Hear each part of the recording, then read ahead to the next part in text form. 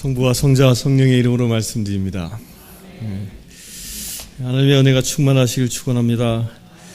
우리 옆 사람들에게 고백합시다. 당신은 반석이십니다. 시작.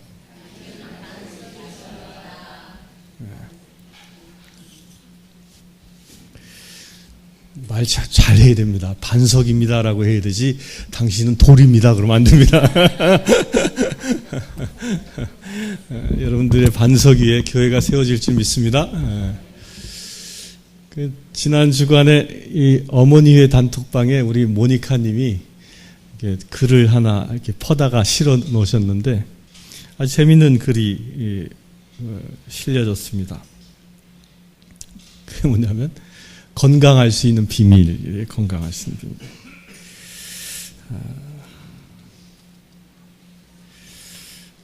어떻게 하면 건강해지는가? 아주 간단한 이야기를 하더라고요. 건강해질 수 있는 비밀은 척추가 건강해지면 척추의 신경과 혈액순환들을 잘 원활하게 되어져서 모든 병이 자연 치유되어진다. 뭐 이런 원리예요. 그러면서 뭘 하라고 하냐면 도리도리를 하라. 그렇게 돼요. 도리도리. 도리도리를 열심히 하면 이 목의 근육이 풀어져서 이 혈관도 풀어지고 신경도 풀어지고 목 디스크도 치료되어집니다. 그러니까 목 디스크가 치료되니까 뭐 오십견도 없어지고 어깨 통증도 없어지고 또 목이 제대로 서면 척추도 바로 서게 되어져 있거든요.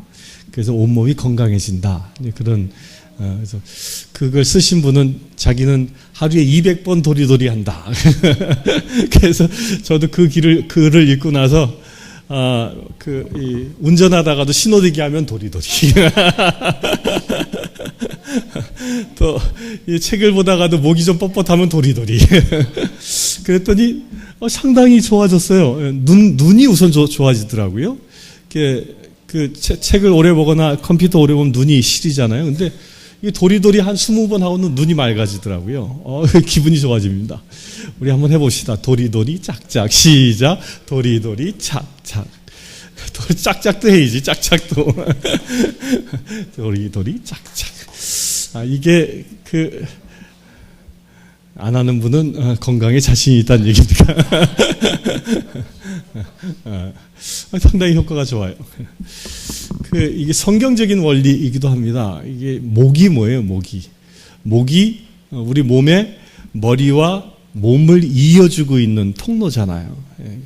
이 통로인데 이 목에 이 병이 나면 온몸에 병이 나는 겁니다. 제가 가끔 이제 척추가 이게 디스크가 생기고 그러면 상주에 저희 교인이 하는 이 교정사한테 가서 교정을 받는데 이분은 늘 제일 중요하게 교정해 주는 데가 이 목이에요, 목. 목이 제대로만 되면 만병이 치료된다. 그분의 소신이에요. 실제로 목을 딱 우두둑 하고 교정하고 나면 몸이 굉장히 가뿐해집니다. 아팠던 부분도 없어지고 굉장히 가뿐해지는 걸 발견할 수 있죠. 목은 그처럼 머리를 몸에 이어지는 통로인 거예요, 통로. 따라서 이 통로가 막히지 않고 잘 흘러가야 원활해야 몸이 건강해진다는 거죠. 그러면 우리의 머리는 누구죠? 우리의 머리는 누구예요? 예수 그리스도이십니다. 여러분들은 예수 그리스도의 어떤 분이죠? 몸된 지체잖아요. 우리는 몸이라 그랬잖아요. 몸이다. 그래서 오늘 로마서에는 우리가 몸으로서 각종 여러 가지 역할들을 감당해야 한다라고 로마서는 이야기하고 있죠. 그렇게 역할들을 잘 감당하려면 뭐가 건강해야 돼? 목이 건강해야 돼. 목이. 이 목이 뭘까요? 그러면 우리 영적으로 하나님의 말씀과 하나님의 은혜가 나에게 전달되어진 소통의 통로라는 거예요. 곧 이 소통이 원활하게 되어져야 내가 건강해질 수 있고 육신뿐만 아니라 영적으로도 건강하게 신앙생활할 수 있다는 겁니다. 우리 사랑하는 성도님들 영적으로 건강해지시길 축원합니다. 건강해지세요. 오늘 위대한 믿음의 고백을 한 베드로의 이야기가 이 성경의 본문의 주제이죠. 오늘 말씀을 보면요, 예수님께서 이 제자들을 데리고 어디를 가셔요? 빌립보 가이사리아 지역을 가신다 그랬어요. 우리 지난주에 예수님이 이 가나안 여인을 만나러 가셨죠. 가나안 여인을 만나러 가신 곳이 어디라고 그랬어요? 띠로와 이게 뭐 한 주간 동안 그새 잊어버렸나요? 떡툭 나와야지. 띠로와 어디? 시돈. 그 띠로와 시돈은 어느 지역이라고 그랬어요? 갈릴리아에서 서북쪽으로, 서북쪽 그 지중해 지역까지 가셨다가 다시 갈릴리아로 돌아오셨어요. 다시 갈릴리아로 돌아오셔서 이제는 또 어디로 가셨냐면 예수님이 북쪽으로 가신 거예요. 북쪽으로. 이 빌립보 가이사리아 지역은 제가 작년에 갔다 왔다고 말씀드렸잖아요. 거기는 갈릴리 호수에서 차로 약 1시간 가는 거리예요. 굉장히 먼 거리죠. 그 길도 좋지 않습니다. 거기는 이 험한 산을 올라가는 아주 이 길도 계속 꼬불꼬불해요. 험한 길이죠. 그 험한 길을 예수님이 당신의 제자들을 데리고 일부러 빌립보 가이사리아까지 가셨다는 얘기예요. 거기까지 가셔서 왜 거기까지 가셨고 거기 가서 또 왜 이상한 질문을 예수님이 하고 계실까? 여기는요. 요 전까지 보면 우리 말씀을 잘 보면 이 16절, 15장, 16장을 보면 예수님이 늘 많은 군중들이 따라다녔어요. 그런데 이 빌립보 가이사리아 지역에 갈 때는 군중들이 따라오지 않습니다. 누구만 따라왔어요? 12제자만 따라간 거예요. 그 12제자만 데리고 왜 그곳까지 가셨을까? 이스라엘은요, 우리 이 대구 더운 거는 유도 아니에요, 여긴. 올 여름 무지하게 더웠잖아요. 무지하게 더워서 뭐 37도, 38도 그랬는데 거기는 40도예요, 40도. 그 습도가 90%가 넘어요. 그러니까 뭐 밖에 서 있으면 막 이게 그늘에 서 있어도 보통 사막지대는 그늘에 가면 시원한데 거기 그러지도 않아. 막. 그늘에 서 있어도 막 땀이 비 오듯이 쏟아지는 그런 곳이에요. 그런 곳에서 주님이 차를 타고 1시간 걸리는 거리 걸어가면 얼마나 걸렸을까? 아마도 아침에 떠났으면 거의 점심시간이 넘어서 하루 종일 가까이 걸리지 않았을까 싶어요. 그렇게 걸려서 왜 제자들을 데리고 그 고생하며 그곳까지 갔냐는 거예요. 왜 갔을까요? 거기는 이스라엘이 그때 당시 이스라엘을 누가 다스리고 있었어요? 로마가 다스리고 있었잖아요.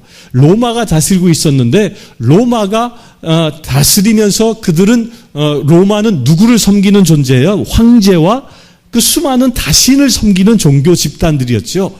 그 대표적인 종교적인 상징물이 있었던 것이 빌립보 가이사리아 지역이었던 거예요. 거기 가니까요. 거기가 이 갈릴리 호수 그 요단강의 그 원천이더라고요. 그 수원 발원지. 그 바위 밑에서 물이 흘러나와서 갈릴리까지 물이 가는 거예요. 근데 거기는 엄청난 바위산이에요. 큰 바위산. 근데 그 바위산을 거길 깎아가지고 그 밑둥에다가 한쪽에는 가이사리아 황제를 섬기는 신전을 지어놨고 또 한쪽에는 오른편에는 그때 당시 이 헬라의 그리스 로마 신화에 나오는 이 제우스 신을 섬기는 신전을 지어놓은 거예요. 그러니까 두 신전이 양옆에 있는 거예요. 그 예수님 당시에 그 신전이 실제로 있었거든요. 그 예수님이 그 신전 앞에 가셨다는 거예요. 왜 가셨을까? 하나님을 섬기는 하나님의 아들이신 그분이 왜 우상을 섬기는 그 신전 앞에 가셨을까 하는 거예요. 왜? 그것도 제자들을 데리고. 그리고 제자들을 데리고 가서 신전을 구경시켰다는 얘기는 성경에 나오지 않습니다.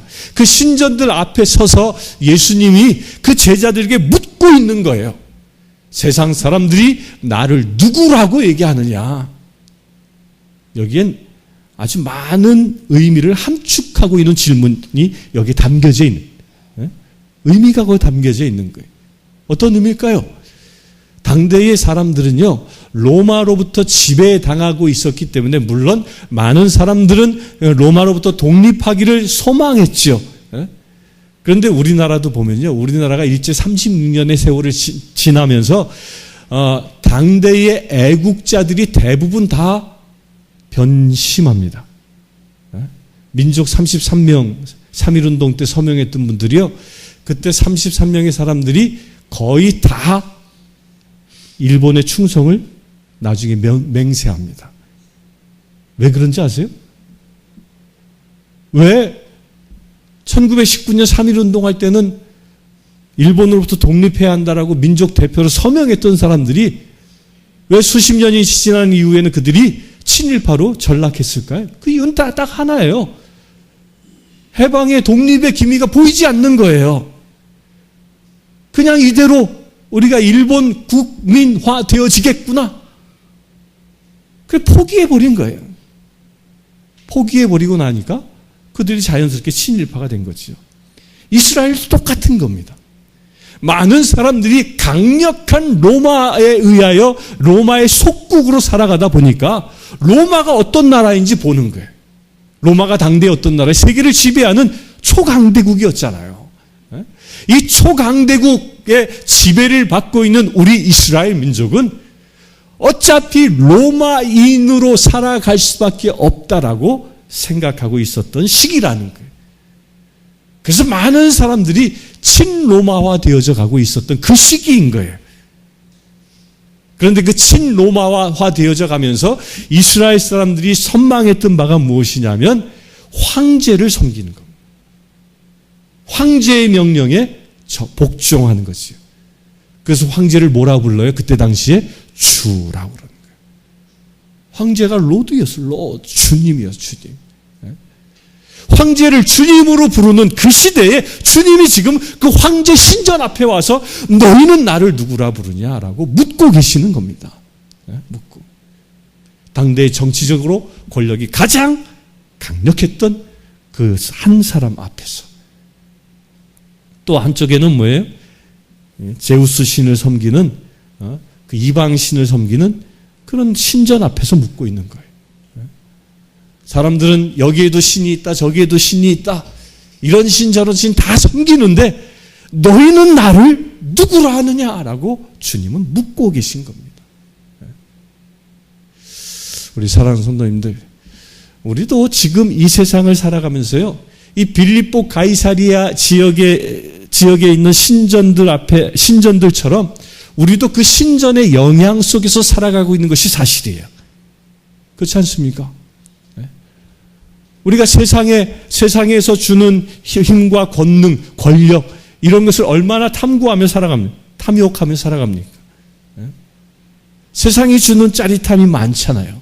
쾌락이 많잖아요. 그런 것에 늘 우리가 노출되어져 노출되어져.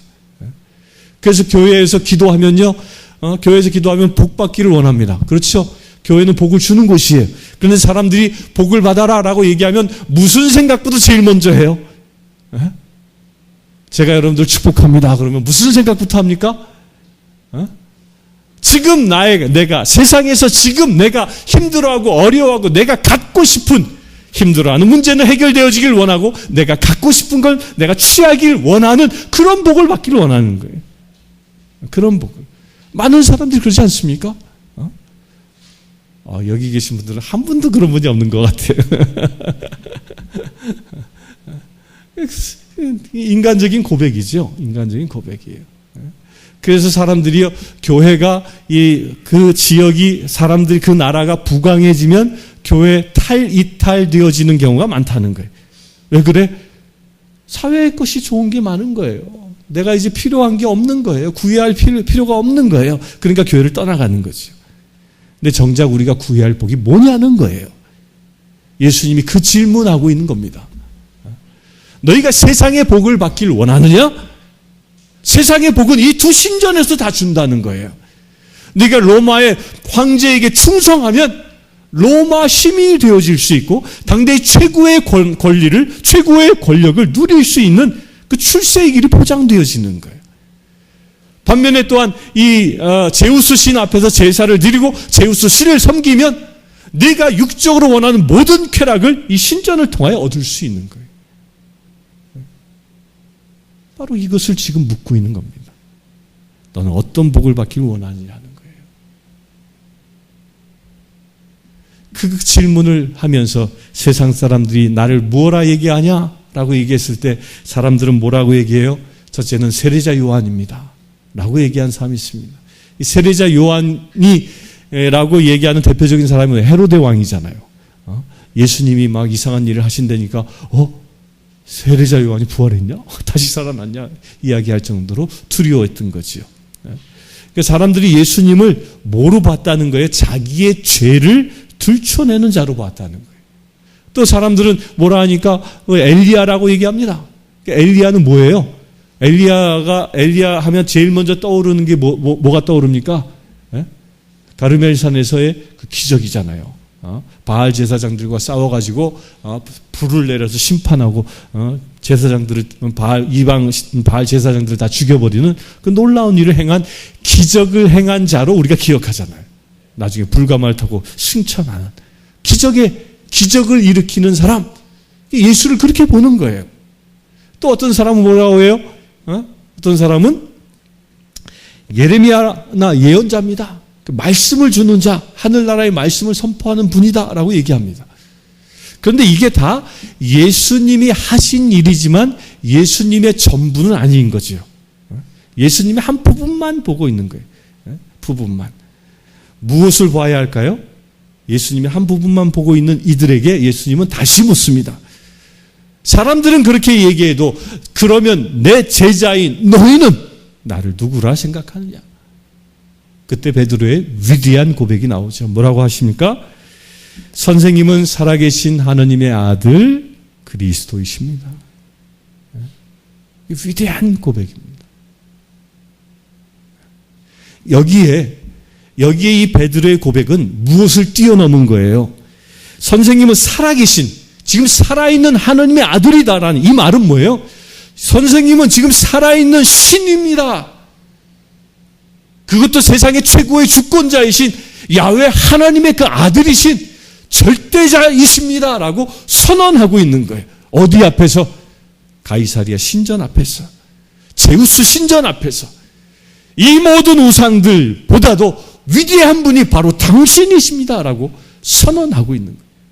그 두 번째 무엇을 고백합니까? 그러면서 당신은 그리스도이십니다. 그리스도가 무슨 말이에요? 구원자, 기름 부음 받은 자, 구원자라는 거예요. 우리가 지금 이 고백은 무엇을 의미하고 있는 거냐면, 우리가 지금 이 가이사리아 신전과 이 제우스 신전에 억눌려 살고 있는데, 이런 억눌림에서 우리를 구원하실 분, 이 세상의 지배로부터 우리를 구원하실 분, 세상의 가치관으로부터 우리를 구원하실 분이 바로 당신이십니다. 이게 대전환을 이야기하는 거예요. 가치관의 대전환. 그 마음의 중심의 것을 바꿔버린 거지요. 그동안 세상 사람들은 자기 중심에 무엇을 가지고 주님을 봤어요? 자기 중심에 있는 욕심을 가지고 예수님을 본 거예요. 그래서 수많은 사람들이 자기의 욕구 충족을 위해서 예수님을 따르고 있었던 것이죠. 그렇게 욕구 충족을 위해서 예수님을 따랐던 군중들은 주께서 다 물리치시고 오직 제자들만 데리고 가이사리에 가셨던 거죠. 우리 사랑하는 성도님들, 여러분들 안에 있는 욕심으로, 나의 욕구로 예수를 바라보십니까? 그렇다면 그걸 내려놓으시길 바랍니다. 내려놓으십시오. 나의 욕심으로, 나의 욕구 충족으로 예수를 바라보는 자가 아니라 주님의 뜻으로 예수 그리스도를 바라보시길 축원합니다. 사람들은요, 겉을 보지만 예수님은 뭘 보신다고 그랬어요? 중심을 보신다고 그랬어요. 중심을. 세상 사람들은 내가 무엇을 가졌는지를 보지만 예수님은 무엇을 보실까요? 무엇을 보실까요? 내가 가진 걸 어떻게 쓰는지를 보시는 거예요. 어떻게 쓰는지. 내가 얼마나 많고 적게 가졌느냐가 중요한 게 아니라는 거예요. 세상 사람들은 그가 얼마나 많이 가졌느냐, 얼마나 많은 부를 이루었느냐, 얼마나 많은 공부를 했느냐, 얼마나 많은 지위를 가졌느냐를 보지만 예수님은 절대 그렇지 않다는 거예요.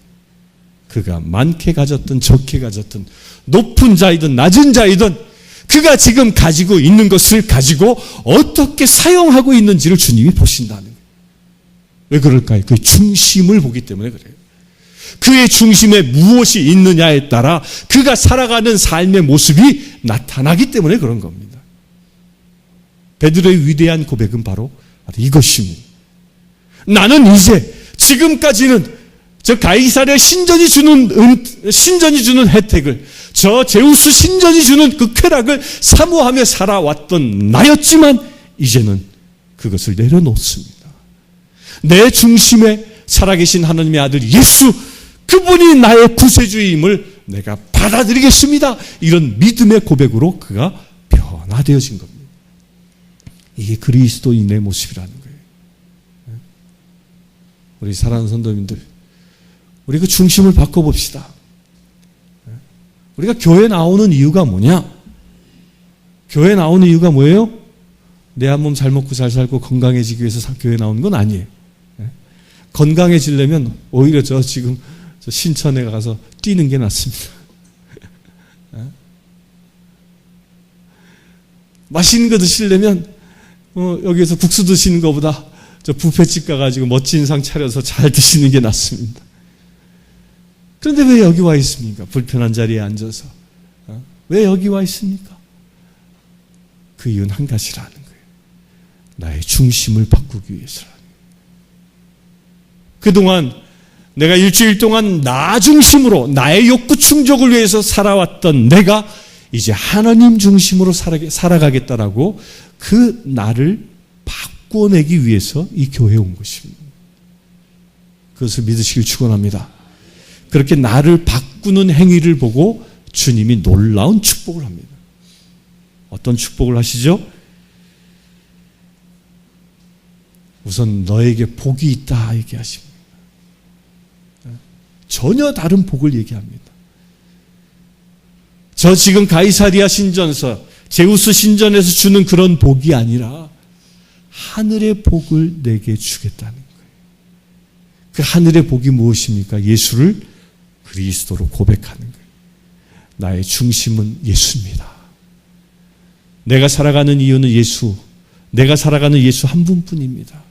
라는 이 고백을 주님은 뭐라고 얘기하셔요? 그게 복이라는 거예요. 복이라.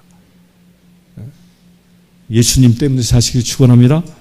그렇게 복을 받은 자 위에 주님이 놀라운 또 예언을 선포하십니다. 뭐라고 얘기합니까?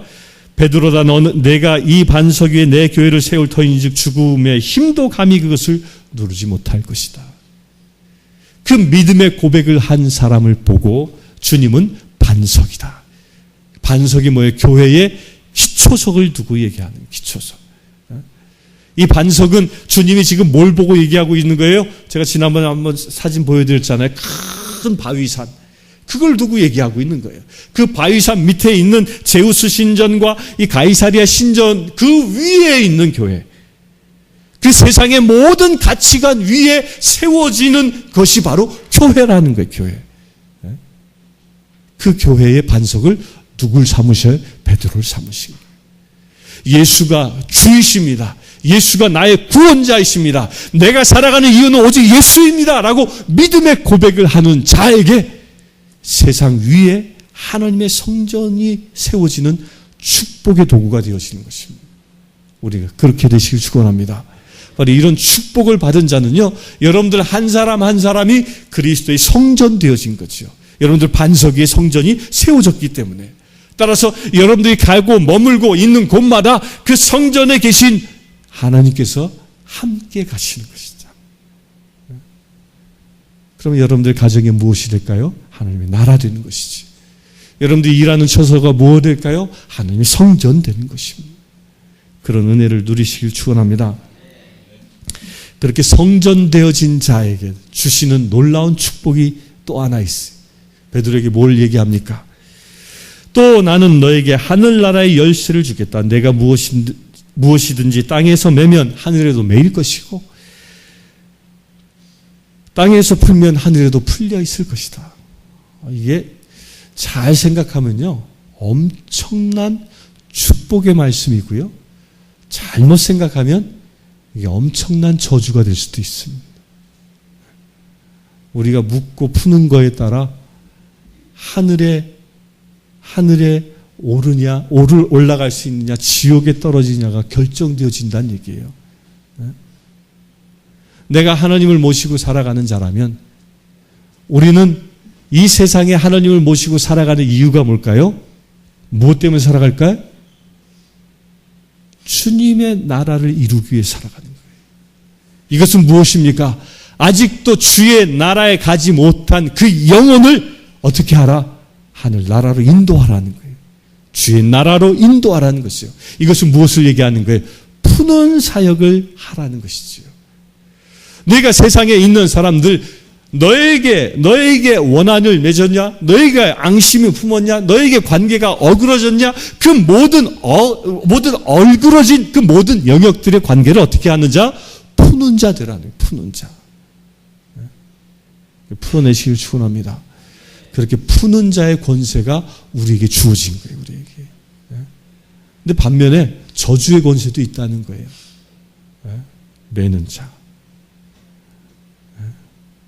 그래서 우리 그리스도인들은요, 말을 대단히 조심해야 돼요. 내가 진정 하나님을 모시고 사는 자인데 내 입술을 통하여 저주가 나온다거나 내 입술을 통하여 욕설이 나온다거나 내 입술을 통하여 누군가를 아픔을 찌르고 있다거나 이것은 무슨 이야기라고요? 이 땅에서 매는 역사를 하는 거라는 거예요. 묶어버리는 거예요. 묶어버리는 거예요. 우리 사랑하는 성도님들, 주님은 우리를 묶는 자로 부르신 게 아니라 푸는 자로 부르셨습니다. 그런 축복을 가지시길 바랍니다. 그래야 진정 내가 하늘나라의 축복을 세상에 전할 수 있는 자 되길 축원합니다. 그러기 위해서는 우리가 뭐 되어야 돼요? 교회 되어져야 돼요. 교회 되어져. 그럼 교회는 뭘까요? 교회는 특별히 세 가지가 살아있는 것이 교회입니다. 첫 번째가 뭐예요? 예배가 살아있어야 돼요. 그래서 교회는 우리가 두세 사람이라도 모이면 그것이 교회. 그 왜 교회입니까? 예배하는 공동체이기 때문에. 이게 세상과 다른 것입니다. 예배하기 힘써야 합니다. 여러분들 가정이 하나님의 나라 곧 교회입니까? 그러면 예배하는 교회 되시길 축원합니다. 예배하는 가정 되시길 축원합니다. 우리 늘 이야기하죠. 뭐 하라고? 가정 예배 드리라고. 가정 예배 드리면 가정이 교회 되어지는 것입니다. 또한 교회는 뭐 하는 것이에요? 봉사하는 것이. 코이노니아라고 해요. 섬기는 거예요. 나누는 것이. 내가 가진 것을 나누어서 베풀고 섬기는 것. 이게 교회가 해야 할 역할입니다. 우리 교회는 작지만 이 일을 합니다. 여러분들이 아론 기금을 통해서 성직자를 돕기도 하고요. 케냐의 후원금을 위해서 고아 어린 아이들을 돕기도 하고 또 다른 교회도 우리가 돕고 있는 거예요. 이런 것들이 뭐 하는 거예요? 예배로 우리가 봉사로 살아있는 것이지. 이게 내 삶 속에서도 이루어져야 한다는 거예요. 내 삶도 뭐가 봉사하는 삶이 이루어져야 한다는 것이지. 그 세 번째로 교회가 가지고 있는 특성은 선교하는 거예요. 선교는 뭘까요? 복음을 전하는 것이. 복음을 전하는 것. 교회가 복음을 전하지 아니하면 세상은 망할 수밖에 없기 때문에 그래요. 우리 복음을 전하시길 축원합니다. 내가 가장 사랑하는 사람부터 복음을 전해서 그들이 하나님의 나라 되어질 수 있도록 우리가 헌신하시길 축원합니다. 그렇게 진정 우리가 교회 되어질 때 여러분들은 세상의 묶임을 푸는 자로 세상의 하늘나라의 축복을 전하는 축복의 통로로 사용되어질 줄 믿습니다. 성부와 성자와 성령의 이름으로 말씀드렸습니다. 기도하겠습니다. 고마우신 아버지 하나님, 주님을 찬양합니다. 우리를 주님의 반석으로 삼아주셔서 교회의 반석으로 삼아주셔서 이 땅 가운데 주께서 우리를 사용하여 주시네 감사합니다. 이제 우리 가운데 세워진 교회를 통하여 주님의 뜻이 이루어지는 귀한 믿음의 지체 되길 원합니다. 예수 그리스도의 이름으로 기도드리옵나이다.